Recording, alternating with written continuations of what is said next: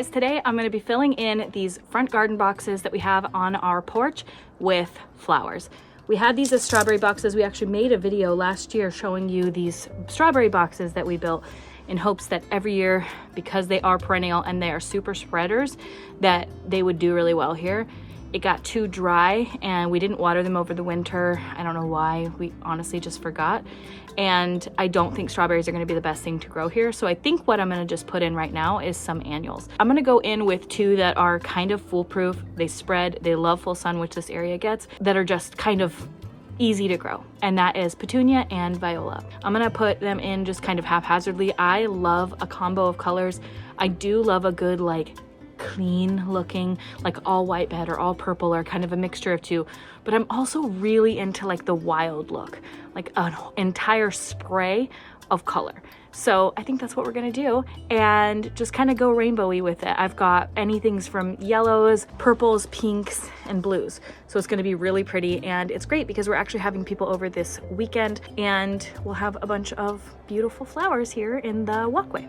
So right now they're just little dead crunchies. What I'm gonna do is I'm gonna clear these out and I'm going to refresh and amend them. I'm going to spray them down because I'm sure they're absolutely hydrophobic right now.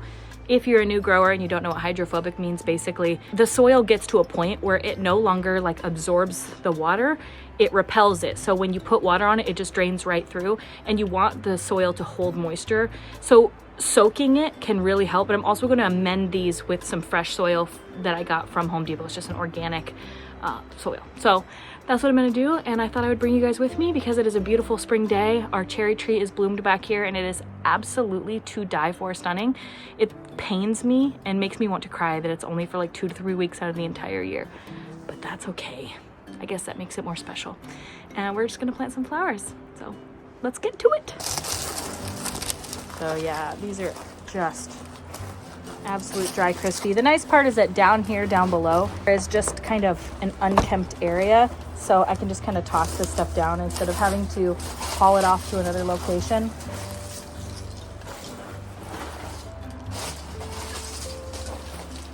We've also used these in previous years for pepper beds and cilantro.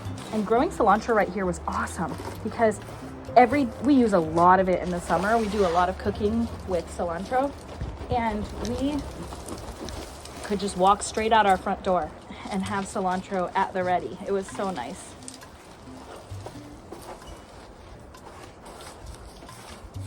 I'm gonna grab the hose. We have a hose link, which is really nice. I'll pull it over.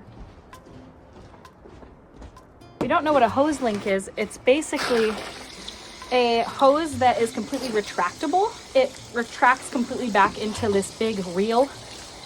And then you don't have to have a hose laying around, and you don't have to have one of those hose reels that you have to manually put back on. It's worth every penny in my opinion, although I will say the tip of this, as you can see, we don't have the little sprayer on here. I find that they break. Maybe it's just that we're not careful enough with ours.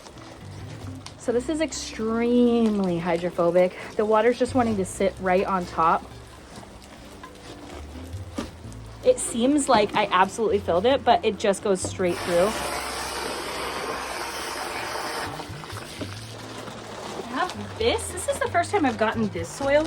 This is Near Source Organics All Natural Raised Bed Mix. It smells like straight manure.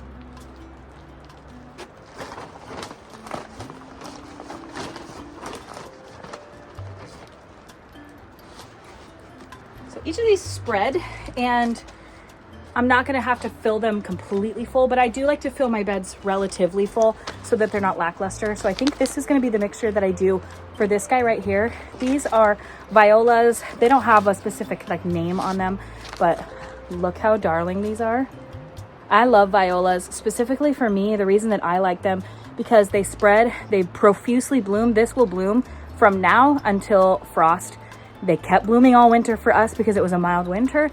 And then for spring, they just popped right back out. They are grown as an annual, but these perennialized in our garden because I think it was a little more of a mild winter. So I just think they're an incredible flower, and I think they're really overlooked because they're kind of common, but aren't they beautiful?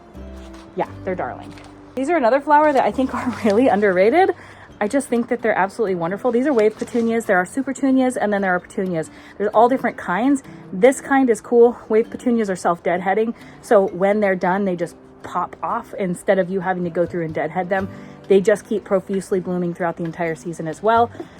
And I love them. I think that they're really sweet, and these are gonna stay, as long as they stay watered in a good sunny area, these are gonna do great until, I don't know, winter. I'm actually gonna do the petunias in the center and then the violas along the edge. And actually right beneath this flower box is an iceberg rose that's climbing up the porch. And so it's gonna be really beautiful in this area. Plus, growing these in a box is gonna be really nice because slugs love to eat my petunias. And you know what? Slugs, you're darling, but that's enough. I've had it. These little containers they're such crappy plastic that you can actually just break and peel them off if you're having a hard time getting them out. Because I find that reusing them isn't that great anyway. They're so flimsy. Taking my gloves off of this is annoying. This is why I always have dirty fingernails, because I prefer to be able to get up close and personal with these dang things. Gloves are so like clunky. I love them, but like, get away from me. These are a bit root bound, so I just kind of go like this, just a little bit. I'm not going to take it crazy. I don't want to disturb the roots too much, but these don't mind. They're very forgiving.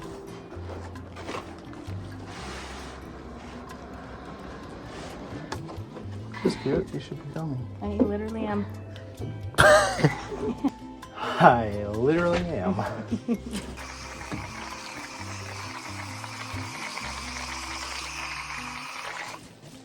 And that's one bed done. All right, next box. This one had peppers in it. So as you can see, we've got these dead suckers.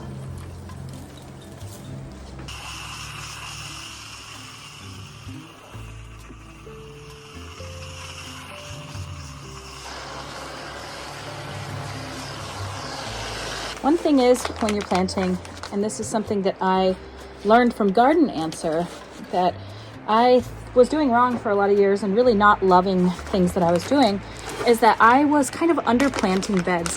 I was just, I don't know, I felt like, oh, okay, well, I'll just use like one on each corner because I don't want to overstuff it. No, overstuff it. It will only look better if you overstuff it. They're not going to crowd each other out as annuals.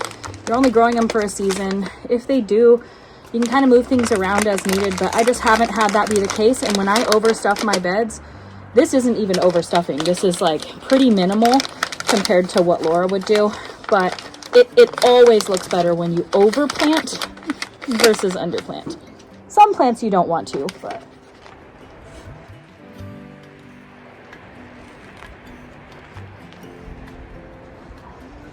you can tell these sit for quite some time at Home Depot. I typically buy my flowers from a nursery. You know, I don't mind shopping at Home Depot for some things, especially in their clearance bin when things are just going to get tossed.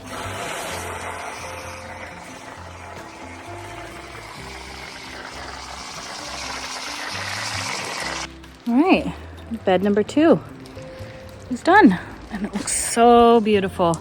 I just love seeing color when we walk up to the house instead of, you know, just these empty flower baskets. It's gonna be so beautiful. And these are just gonna spill and be profuse looking. I'll show you and keep you updated throughout the year. This was corn. It just self-planted here. This was just a stalk of corn growing here. By the way, this is how you know when something's hydrophobic. You see how I'm putting water on and it's immediately coming out the bottom? Not absorbing at all. So I'm just going to soak this and then soak it again in a few minutes, and it should be much better. The most tall is the basil. That's the basil? Yeah, that's the basil. I gotta go. But stay here, just watching. All right, it's been about 1 week since I planted these. I need to water everybody today, but everything's looking pretty good. And it's been so lovely having all of this color up here on the porch. These are going to get so wide and big. Let me go take you to the backyard and show you some violas that overwintered, weirdly. This box that I did right here is actually pansies. So the difference that you can tell between the pansies and the viola, pansies are much bigger. So this is a pansy. You can see they're really similar. They're like basically the same looking flower. But pansies have this really large head, as you can see based on the size of my fingers, versus these little sweet violas. Aren't the color of these just beautiful? Like, I wish it could even do justice to how pretty these look.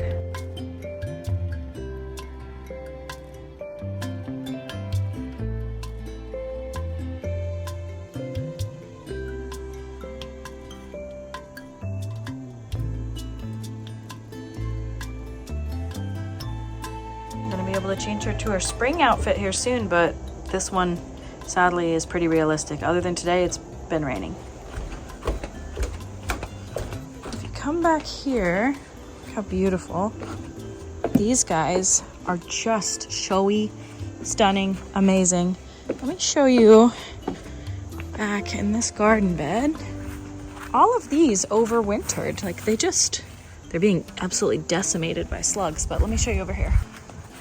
Over here, see how full these are? These guys came back from last year. They're just amazing. They're absolutely amazing. Aren't they the sweetest little babies? And they're just filling in all the empty spots that you can see. Little beautiful violas. This is rock cress. I'm gonna do like an updated garden tour of this whole area because it's looking absolutely stunning and it's only April. Oh, look. Oh. This is all rose. These are little apple stems we need to plant.